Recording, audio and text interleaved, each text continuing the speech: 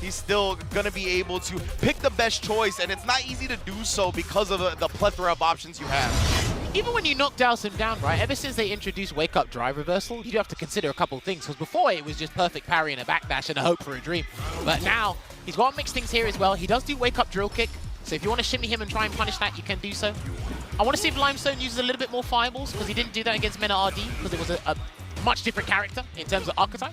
Yeah, I think. Oh, he's going to have to try and change his approach just in general. Yeah, we've already seen 2 fireballs from Limestone, right? So we'll see if he keeps chucking them out. Oh, nice little trade there. And that crouch medium punch is a great tool for Ken. It's disjointed. Obviously, a great buffer behind it as well. And getting the force knockdown juggle going to be very important always when fighting Dhalsim. I'm surprised he didn't actually get the punish there. Yeah, we were talking about Crimson's options with the drill kick earlier before the match started. And a Dragon Lash to swat the Mosquito out of the sky here and lock him down in the corner as well. Crimson, what's your choice on Wake Up? Just gonna take the throws for now. Don't want to risk anything, but there's the Wake Up drive reversal. Limestone knew it was coming as well.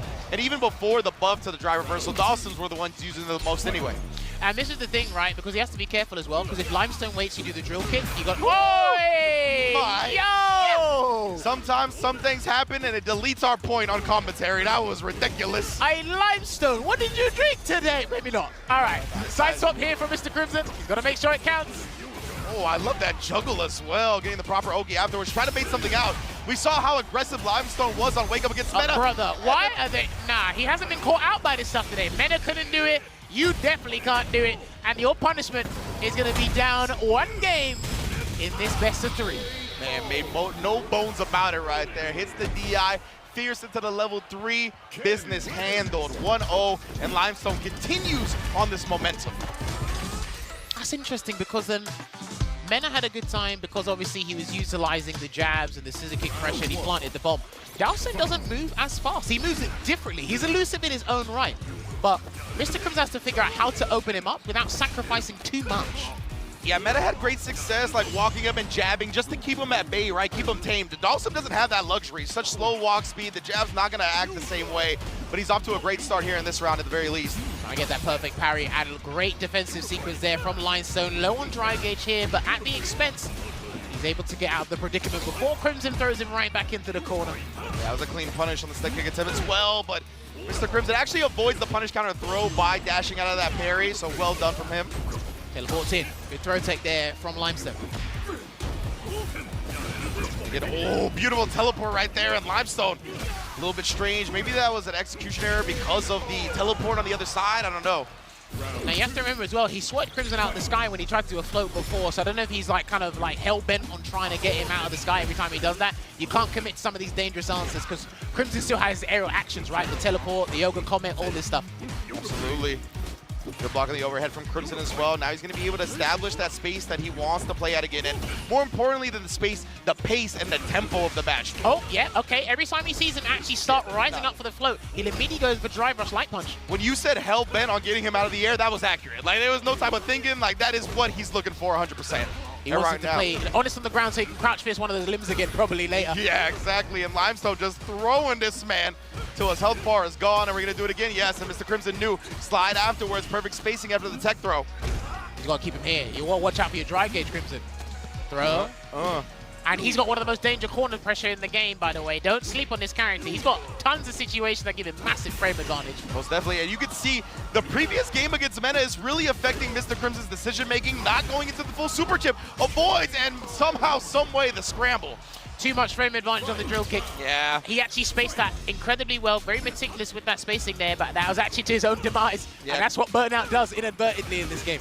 Crimson trying to throw afterwards, just 2+ for it to actually connect. But yeah, you can tell, whenever Crimson knocks him down, he's giving him a lot of space because he saw how much Limestone woke up with invincible reversals against Mena, but he's completely changed the game here up against Mr. Crimson. Again, trying to catch him throw ticket there, but Limestone hasn't really bitten the dust just yet. No, still, look at how disciplined on defense he's playing now up against Crimson. Because it's Dhalsim, that's why. Exactly, right? He knows he can afford.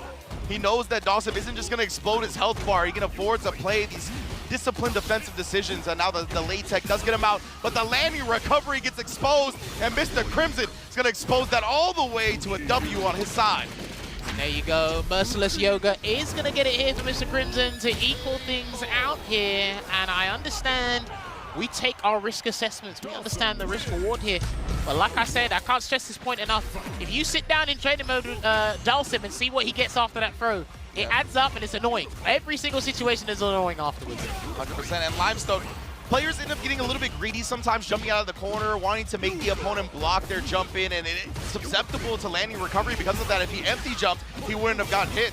That's a classic mistake a lot of people make after some spacing situations from Crimson, right? He'll do a buffered crouching heavy punch and drive rush cancel behind it because you want to dash in or drive rush in, and he's got the space and the timing ready. Yeah, nice spacing trap, playing against the opponent's expectations. One of the most important parts of fighting games.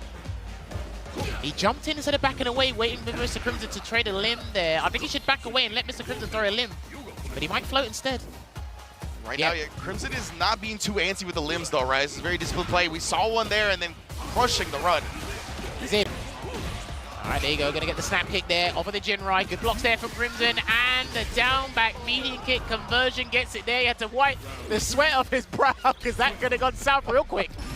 Mr. Crimson, he has not been caught asleep at the wheel when it comes to the overheads as well. As, oh my goodness, played such good defense and then baiting Limestone into the throw. There you go, look at that. And nasty, nasty, level 3. You've got to do the level 3, my guy. Yeah, after that sequence and baiting the throw finally. Interesting that Limestone's choosing this round to take. Very interesting there. But he's on his last legs. Unless you do something like dusting that Takamura would do with Ken, I'm not sure if you're going to come back from this one. Yeah, he's going to have to pull something out we've never seen before. Mr. Crimson in prime position, full screen advantage as well. Let's get the knockdown, but that leaves him so low on drive.